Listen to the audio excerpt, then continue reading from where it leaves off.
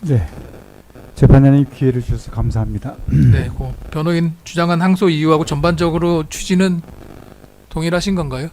예, 두 예. 가지만 간단하게 예, 말씀하세요. 말씀드리겠습니다. 먼저 멀쩡한 사람을 거짓말쟁이로 몰아세운 원심과 특검의 행태에 대해서 참담한 심정을 느낍니다.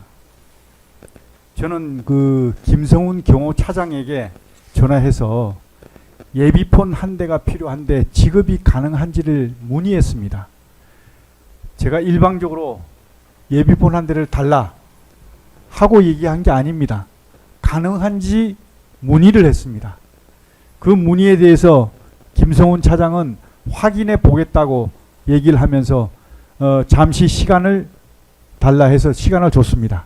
그러고 나서 얼마 후 다시 저한테 전화가 왔습니다. 지급이 가능하다는 회신을 받았고 그리고 예비폰 한 대를 추가 지급받게 되었습니다. 이 과정에서 저는 그 어떤 위계나 거짓이 없었음을 다시 한번 분명히 밝힙니다. 두 번째, 이 재판으로 인해서 오직 지금 본연의 임무에만 충실하고 있는 우리 경호처 요원들을 비롯해 가지고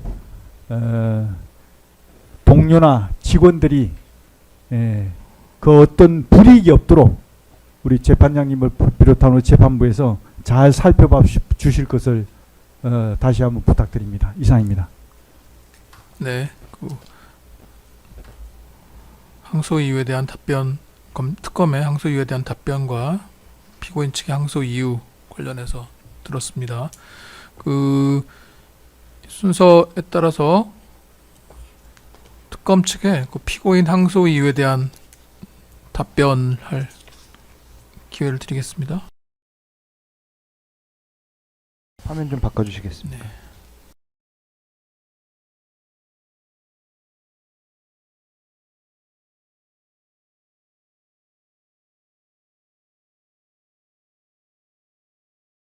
전종택 검사입니다.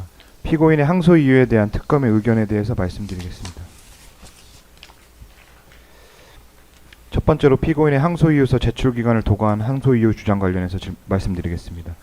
형사소송법 364조 1항은 항소법원은 항소 이유에 포함된 사유에 관하여 심판하여야 한다고 규정하고 있고, 대법원은 직권조사 사항이나 판결에 영향을 미친 사유가 있어 직권으로 심판하는 경우가 아닌 한 항소심의 심판 범위는 피고인 또는 변호인이 법정 기간 내에 제출한 항소 이유서에 의하여 제한된다고 판시하고 있습니다. 즉, 항소 이유서 제출 기간 경과 후에 항소 이유 보충서가 제출된 경우 그 보충서는 본래의 항소 이유서 내용을 부연하여 보충하는 한도로 하여야 하고, 이를 넘어 새로운 주장을 하는 것은 허용되지 않으므로 항소법원은 새로운 주장에 대하여 판단할 필요가 없습니다. 피고인 측은 항소이유서 제출 기간을 도과한 2026년 7월 13일 보충 항소이유서를 제출하면서 기존에 주장하지 않았던 사실오인 및 법리오해 사유를 새롭게 추가하였고, 예비적으로 양형부당 주장을 추가하였습니다. 앞서 설명드린 형사소송법 및 대법원에서 확립한 법리에 따르면 피고인 측의 항소에 관한 심판 범위는 기한 내에 제출된 항소장 및 항소이유서의 주장에 한정되고, 보충 항소이유서에서 추가된 사실오인 및 법리오해 사유와 양형부당 주장은 항소심 심판 범위에 해당하지 않습니다.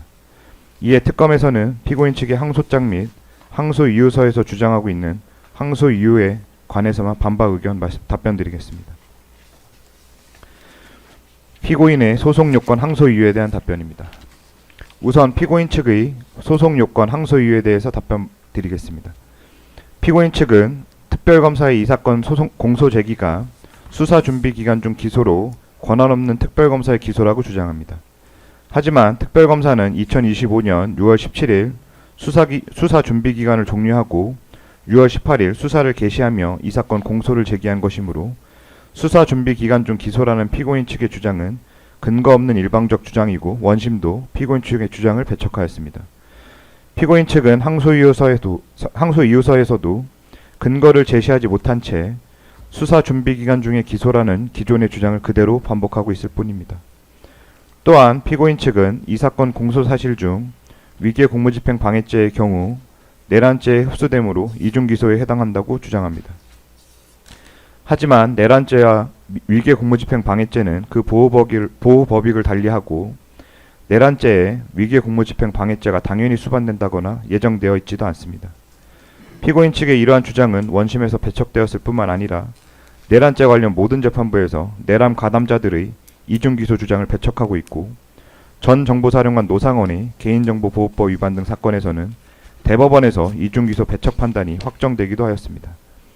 이 사건에서도 피고인 측의 이중기소 관련 주장이 받아들여질 여지는 전혀 없습니다. 마지막으로 피고인 측은 검찰청법상 수사검사의 공소유지가 금지되어 있으므로 수사에 관여한 검사가 공소유지를 한 이 사건 소송 요건에 흠결이 있다는 취지로 주장합니다. 하지만 검찰청법은 수사 개시 검사가 공소를 제기하는 것을 금지하고 있을 뿐이고 검찰청법상의 문헌상 그리고 입법 연역상으로도 수사에 관여한 검사가 공소유지를 함에 있어 어떠한 제한도 규정하고 있지 않습니다. 법원도 수사검사의 공소유지가 적법하다고 일관되게 판시하고 있으므로 이러한 법원의 판시를 보더라도 피고인 측의 주장은 이유 없습니다.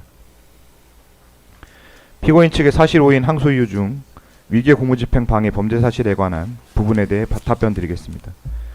피고인 측은 피고인이 노상원에게 지급하기 위해 경호처 측에 비아폰 추가 불출을 요청하였다는 증거가 없다고 주장합니다. 하지만 피고인 스스로가 합수부가 구성이 되면 거기에 주요 직책자한테 하나 필요하면 줄 수 있겠다는 생각이 비아폰 요청 이유 중 하나라고 증언하였고 노상원 또한 피고인이 그 폰으로 지시할 테니까 여기서의 거기는 정보사 모여단입니다. 거기에 가 있어라 라고 말하면서 비아폰을 건네주었다고 증언하였습니다. 이와 함께 피고인이 경호처 측으로부터 비아폰을 불출받은 직후 공간에 방문한 노상원에게 비아폰을 전달한 사정, 피고인이 주장하는 기존 비아폰의 작동 이상이 확인되지 않는 사정, 노상원을 제외한 비상계엄 관련 주요 직책자들 모두에게 이미 정보 비아폰이 지급된 상태였던 사정, 피고인이 비상계엄 선포 전후로 노상원과 비아폰으로 수해 통화한 사정들까지 고려하면 피고인이 민간인 노상원에게 전달하기 위해 위계로서 경호처 측으로부터 비아폰을 불출받은 사실은 충분히 인정됩니다. 원심도 피고인은 비상계엄 선포 이후 이 사건 수사단의 실질적인 단장 역할을 수행할 예정인 노상원과 은밀하게 상황을 공유하고 대책을 논의하는 데 이 사건 비아폰을 활용하기 위해 위계 행위를 하였다고 판단된다고 판시하였는데 이러한 원심의 판단은 정당하고 사실 오인의 위법은 없습니다. 피고인 측은 증거인멸 교사 범죄 사실과 관련하여 윤석열 대통령의 이 사건 비상계엄 선포는 대통령의 권한행사이므로 수사 대상에 해당하지 않는다고 주장합니다. 하지만 대법원에서는 비상계엄의 선포나 확대가 국헌문란의 목적을 달성하기 위하여 행하여진 경우에 법원은 그 자체가 범죄 행위에 해당하는지 여부를 심사할 수 있다고 판시하였고 헌법재판소도 비상계엄 선포가 고도의 정치적 결단을 요하는 행위라 하더라도 탄핵심판 절차에서 그 헌법 및 법률 위반 여부를 심사할 수 있다고 판시하였습니다. 현재 법원에서도 위 법률을 기초로 내란죄 재판을 진행하고 있으며 윤석열 전 대통령은 내란 우두머리죄 등으로 무기징역, 피고인은 내란 중요임무 종사죄 등으로 징역 30년을 각각 선고받아 항소심 재판 계속 중에 있습니다. 원심 또한 피고인의 비상계엄 관여 행위가 증거인멸 교사죄에 있어 형사사건에 해당한다고 판시하였습니다. 이러한 원심의 판단은 정당하고 사실 오인의 위법은 없습니다. 피고인 측은 위계 공무집행 방해의 법리 오해 항소 이유에 관하여 정보 비아폰 지급의 최종 결정권자는 대통령이므로 정보 비아폰의 관리 등에 관한 직무집행은 경호처의 업무에 해당하지 않는다고 주장합니다.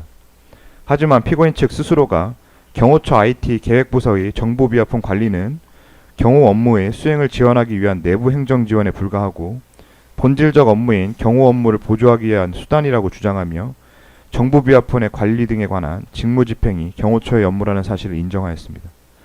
또한 보안 업무 규정 시행규칙 제5조에서는 암호자재 관리 책임을 암호자재를 사용하는 기관의 장으로 규정하고 있고 모든 경호처 직원들이 공통적으로 비아폰 불출의 최종적인 결정 권한이 경호처장에 있다고 증언하였으며 경호처 IT기획부 김모 과장의 진술에 따르면 경호처에서는 정보 비아폰의 지급 관리에 관하여 관련 근거 규정에 따라 업무를 하고 있었습니다.